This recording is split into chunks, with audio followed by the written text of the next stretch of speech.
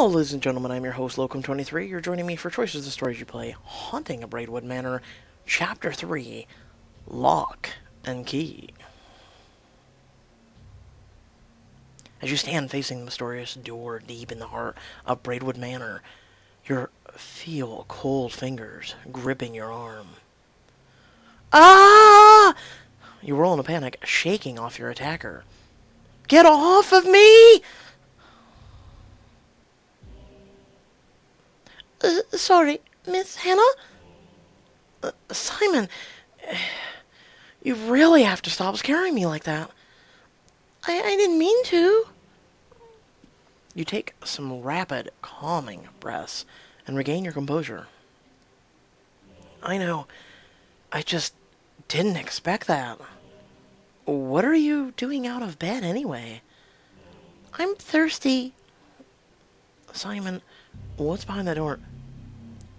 Did you hear a strange sound just now? Well,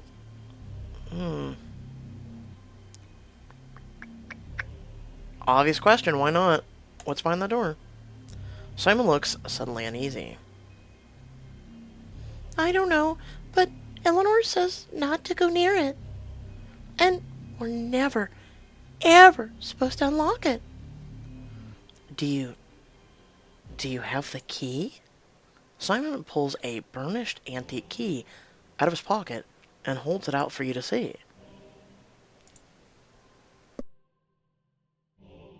We all have one.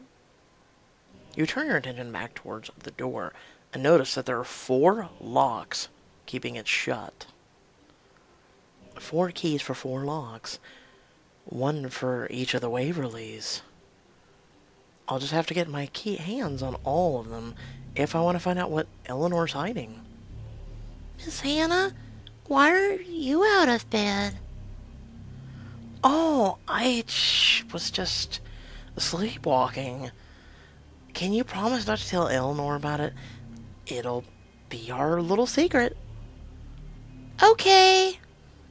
Now, let's get you something to drink. Then it's back to bed. You put an arm around Simon's shoulder and lean him back out of the hallway, throwing one last look at the locked door. I'll be back for you later.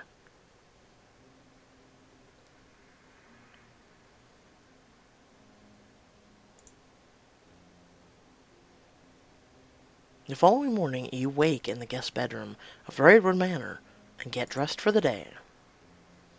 Guess it wasn't all a dream. As you make your way downstairs, you bump into Eleanor on the second floor landing. Oh, good morning, Hannah. I was just wondering if you'd ever get out of bed. What do you mean? What time is it? 10 o'clock or so? Oh, sorry. I should have been up to help with breakfast, huh? It would have been nice, but not necessary. Oh, okay. Is there anything I can do to make it up to you? There's nothing right now. Feel free to spend the morning as you see fit. The children would love to spend time with you, if you'd like. Oh. I don't think Thomas would agree. What if I spend the morning with you? Is this a flirting option? Let's find out. Eleanor blushes, turning suddenly shy.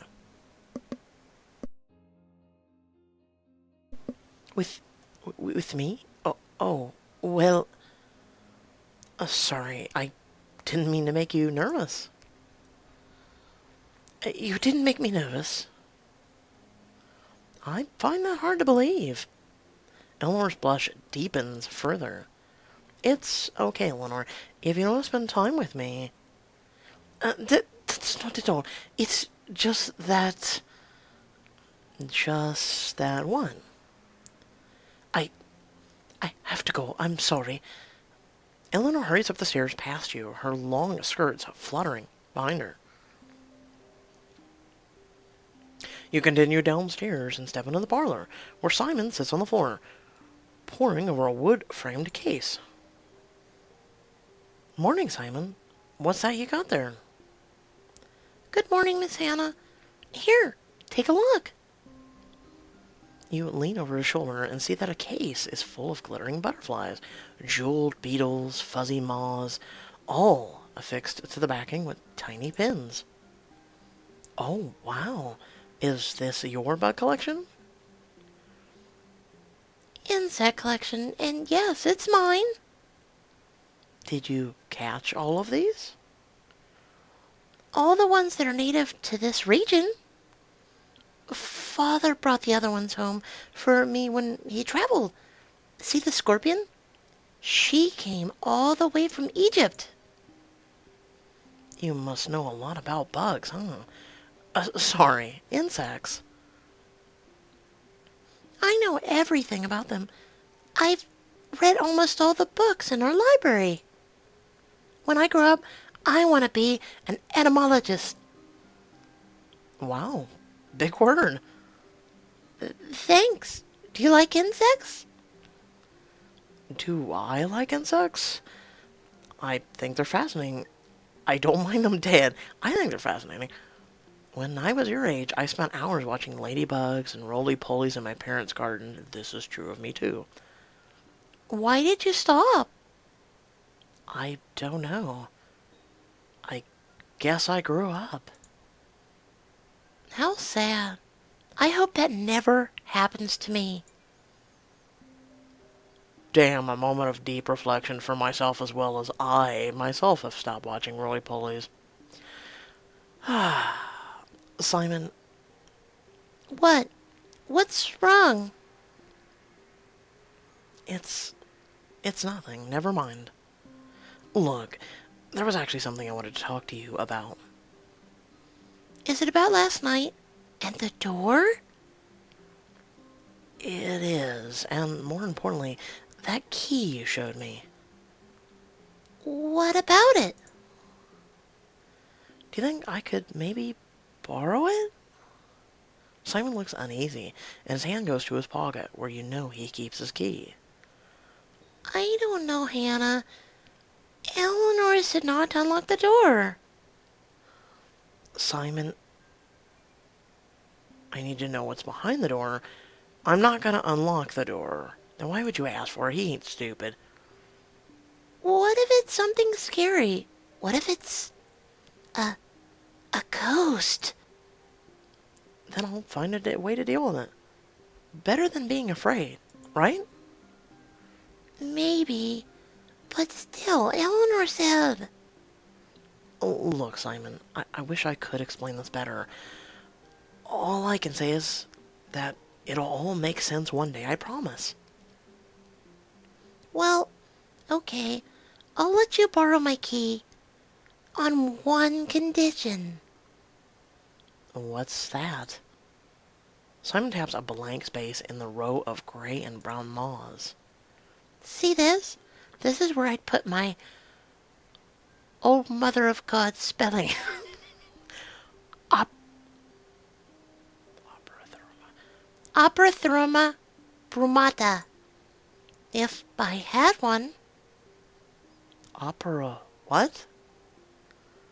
Operathurma brumata, also known as the winter moth. I've seen them flying around our house before.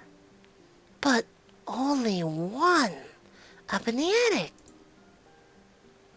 So that's the problem? Why don't you go up there and catch one? Because I'm... Simon looks at the floor embarrassed and mumbles something. Because he's too short. What did you say? I'm scared of the attic. Oh, that's nothing to be ashamed of. Why? What's there to be scared? There's nothing to be ashamed of. Attics are scary. That's what makes them attics. But you can't be brave if you're not scared first, right?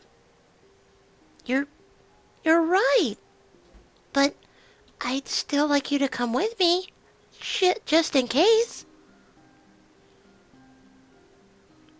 A short while later, you and Simon stand in an upstairs hallway with a trapdoor in the ceiling, each of you carrying a butterfly net. You tug at the rope, and the trapdoor opens. A ladder slides down from the opening, along with a thick cloud of dust. When was the last time anyone went up there? I don't know. There's just a bunch of old junk, so we usually don't bother. You climb up on the ladder and emerge in the darkened attic. Then you turn to pull Simon up behind you. He sticks close to you, his small hand curled tightly in yours. See? I told you it was scary. Yeah, this is super creepy. Don't worry, I'm here. Thanks, Hannah. You peer through the gloom at the accumulated bric-a-brac, your eyes searching for any sign of movement. Out of curiosity, what does this moth look like? How will I... Shh. What? Simon points at an upturned chair to your right, where a dusky moth hangs by its legs, nearly blending into the wood grain. Huh, that's a winter moth. Never seen one, actually. How did you spot that? Shh. Sorry. You draw closer to the moth, raising your net slowly. What should I do? Be stealthy? Sneeze. You carefully creep up to the moth and swing your butterfly net down with a thud. Gotcha! The moth goes into a panic, beating its wings against the mesh of the net, but it can't break free. You did it, Hannah. Now let's get out of here before I get scared again. As Simon starts back down the ladder, you notice a dark shape in the shadowy recesses of the attic, and your blood runs cold. Who's there? Come on, Hannah, let's go. Shh, I think I see something. You step deeper into the attic, the wood floorboards creaking beneath your feet. As you draw closer, the figure lurches out of the shadows at you. Ah! You stumble backward and fall hard against the wood floorboards. Hannah! Get off of me! You thrash on the floor as Jonah's weight presses down on you, your eyes shut tight. Hannah, it's just a mannequin. Huh? You open your eyes to find a mannequin wearing a velvet dinner jacket on top of you. Its blank face inches from your own. But I thought... Let's just go, okay? I could have sworn I saw my brother. Am I going crazy? You shove the mannequin off you and take one last look at the darkened corner of the attic before following Simon down the ladder. A short while later, you and Simon return to the parlor and you breathe a sigh of relief. Sorry if I scared you, Simon. I don't know what happened back there. It's okay. Told you the attic was a scary place. Yeah, let's just focus on your insect collection. I need to think about something else. Simon looks from the blank space in his collection to the moth and the butterfly net, frowning. What's wrong? Nothing. It's just... Father usually did this part. I... I don't know if I want to kill him. But if I don't, I'll have to let him go. This way he'll always stay the same forever. And I'll never have to say goodbye. Oh, shit. I think you should keep him. You should let him go.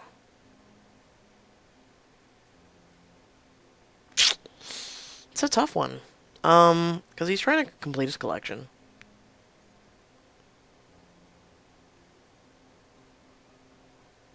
You should keep him. Sorry, little moth. Simon sticks a pin through the moth's body, and its wings flutter weakly before going still. Thanks for helping me, Hannah. I'm not afraid of the attic anymore. Well, not as much. It's a process. Now, do you think I can borrow that key? Wow, just screw his experience just now, dramatically scarring the child. You hold out your hand, and Simon drops the key into your palm. Ah, it's heavier than I expected. Thank you, Simon. You're welcome. 3 keys to go. You leave the parlor and search the manor for Clarissa, finding her in the dining room with a journal open before her. Hannah, we missed you at breakfast. Did you sleep in? Yeah, I guess. I was more tired than I thought. What are you working on? Oh, this? It's nothing. Come on, you can tell me. Are you writing a story? Clarissa blushes as you sit down beside her. Poetry, actually. It's it's for a boy. His name's Edmund. He works in the shop in town. Oh, I see. Do you do you have any, advice for getting him to notice me? Um, oh damn. That's very forward. I'm not an expert, but I know a little. Actually, I prefer girls. Actually, I'm not an expert, but I know a little. Oh, really? Well, there's this one guy. His name's Victor. Do you like him?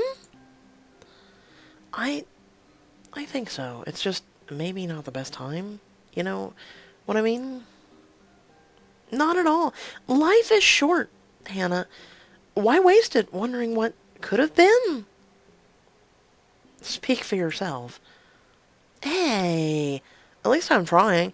I was thinking of sending Edmund a poem in the mail to tell him how I feel. I know it's a little bold, but I so love to write poetry. In that case, I think it's a wonderful idea. What do you have so far? That's just the problem. I can't seem to put my feelings into words. Everything comes out sounding stupid and childish. Maybe you could write about how he makes you feel when you see him? Well, I get very nervous, and my heart starts to beat faster, and I kind of look like I have a porcelain doll face that's kind of freaky and scary. I mean, what? And it becomes so difficult to even get the simplest words out, like he's stolen my voice or something. That sounds like a good place to start. You're right. How about this? You tend to shop, but are a thief, for you have stolen my voice from me. I like it. Keep going. The words don't come, and so I write. What's a good word rhyme for write? Let me think. The words don't come, and so I write. By the flickering candlelight, I know I'll think of you tonight. And so I write by the flickering candlelight. I actually like that. But it's daytime, and I'm not writing this by candlelight. So, candles are romantic, and it doesn't have to be totally realistic. Okay, okay. Let's change the rhyme scheme for the last bit. How about when the sun burns out and the earth turns cold and all the flowers bow their heads, I'll think on things I left untold. Clarissa taps her pen on the paper, trying to think of a rhyme.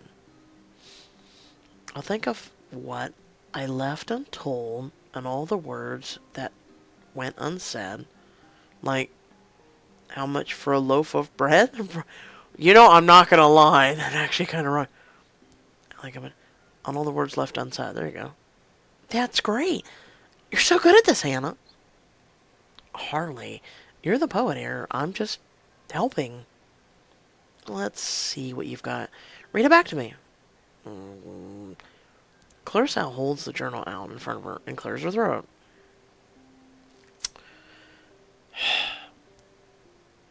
You tend to shop, but are a thief, for you have stolen my voice from me.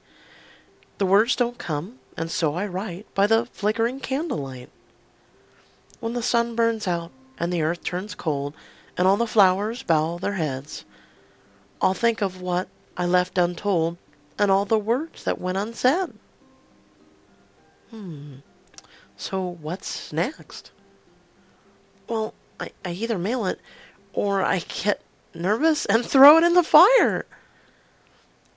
Surely there's a middle ground here. I think you should set aside for now. Send it to Edmund. I don't know, Hannah. Suddenly that sounds absolutely crazy. Don't you want him to know that how you feel, though? Well, yes, but still, I'm scared. There's nothing to be scared of. Want me to put it in the mailbox? No, that's okay. I'll do it myself someday. Although, come to think of it, it feels like it's been forever since I even saw our mailman. Clarissa frowns, a faraway look in her eye. Well, I'm sure it just seems that way. Nothing to worry about. Yeah, I guess. Clarissa shakes her head, and her usual smile returns to her face. Thanks for helping me, Hannah. I wish I had some way to repay you. Um, you might actually. You know those keys you and your siblings have? You know about those? I do, and I was wondering if I could borrow yours. Just for a day or two. Um, I want to say yes, Hannah. Really, but Eleanor told you not to. She was very emphatic about it. Clarissa, I think there's something weird going on in Braidwood Manor. We're friends, aren't we? Friends help each other, and right now I'm asking for your help. We are friends, but... But what? Nothing. I guess... I don't know what you're up to, Hannah, but I'll help you. Clarissa pulls an antique key from Simon, from the pocket of her dress and pushes it across the table to you. Each one's a loner. So we have SC. Thank you, Clarissa. Look, if you're going to try and convince Thomas to give you his key, I should warn you, he's not exactly the generous type, and he certainly doesn't share my high opinion of you. Well, maybe I can change his mind. Very funny, Hannah. Just then Eleanor steps into the dining room, and you quickly slip the key out of sight.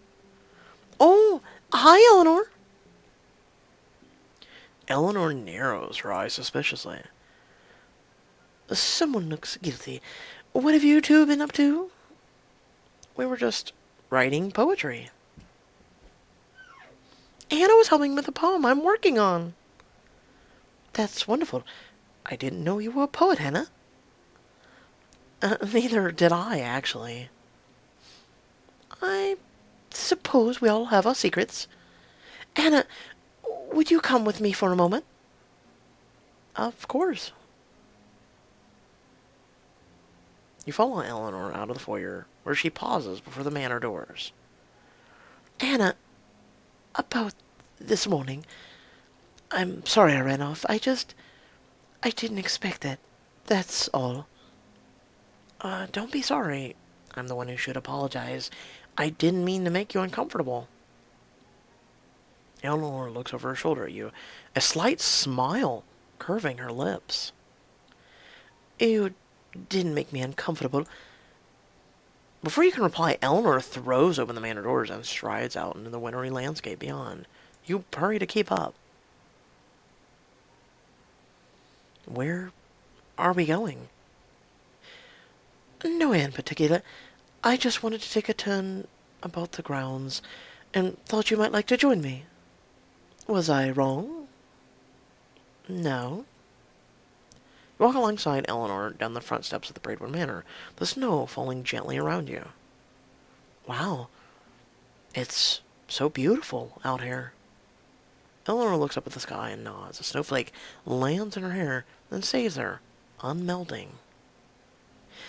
Hannah, I'd like us to get to know one another better. My father always said that no friendship is truly sealed until you've shared a secret with each other.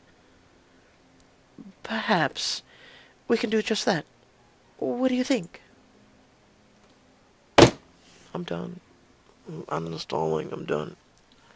It's okay, don't worry, because I'm coming back with, like, the Kool-Aid Man and running through this diamond wall soon. I'm keeping a promise. I think that I'm not ready to share my secrets just yet. Don't worry, I will be. Oh, that's all right. I wouldn't want to put you on the spot. It's okay, Eleanor. I'm just not ready to talk about some things. I understand. Let's keep walking. There's something I want to show you. One of her very dark secrets. You follow Eleanor across the grounds of Braidwood Manor and pass under a canopy of twisted branches. Where are we going? You'll see. It's not far now. You come to a graveyard at the edge of the woods. Overhead, a lone raven peers down its beaks at you. What is this place, Eleanor? A graveyard? What the hell? This is the family plot, Hannah, where my siblings and I are buried. But why are we here? I come here sometimes to be alone. There's something oddly comforting about it. It's bittersweet, I suppose, to know that my siblings and I are down there under the earth, where no one can hurt us again. I know it's odd, but it makes me feel safe, somehow. Oh. I'm not sure I understand. I think I know what you mean. After what happened to you, I can see how this would be comforting. I knew you'd understand. That's why I wanted to share this place with you. You walk slowly through the small cemetery, reading each headstone in turn. Don't the children ever come here? How can they not know that they're dead when this is outside their door? I've forbidden them from going too far beyond the manor. And they obey you? For the most part. I once caught Simon looking for dragonflies by the pond, but otherwise they're well behaved. If any of them were to find this place, I'm not sure what I would do. You come to the two headstones, close together, with the names William and Rose. Are these your parents? Your father's date of death is 5 years after the rest of yours. Yes, he was the one who found us. It destroyed him. He left for Northbridge and eventually drank himself to death. They brought him home for the burial. I'm so sorry, Eleanor. It's quite all right. He was a wonderful man when I was alive, but I'll always have those memories of him. And your mother? Eleanor's expression goes suddenly cold, and she turns to leave, her thick braids swinging behind her. Don't bother mourning her. That grave is empty. What? Eleanor strides off into the woods, leaving you standing alone in the cemetery. Eleanor, wait! If Eleanor's mother died the same day as her children, where's her body? And where's her ghost now? Huh. So she died the same day as the children. The ghost mystery solver in me says the mother was probably the one that went cuckoo and killed them all, and he kind of mourns, and he's upset, and like that's one of the reasons he drank himself, because he wasn't there to protect him or something. I don't know. I hope you guys did enjoy the video. Feel free to like, comment, share, and subscribe. We have 2 more left. We have Love Hacks and Endless Summer. As you can see, as soon as the keys pop up, I do it. Like I said, Diamond World is soon going to be no more. No, seriously. Like I said, in Rules of Engagement, I believe it was chapter 17. What I'm going to start doing is from, like Crown of the Flame, Rules of Engagement, Freshman, and some of the older books, like Most Wanted as well. I'm going to go through here, and I'm going to go the old ones first, and then we're going to go up to books 2, and then basically when we're finally caught up with this quote-unquote season, or 2017's books, the Haunting of Braidwood Manor and everything, then we're going to start doing those diamond options as well. So keep that in mind. So I hope you guys did enjoy the video, and until the next one of these two, let me know in the comment section below what book you want next. You want Love Hacks or Endless Summer? If in an hour and 43 minutes, if I get an answer from someone, I will do that one. And until next time, have a good one.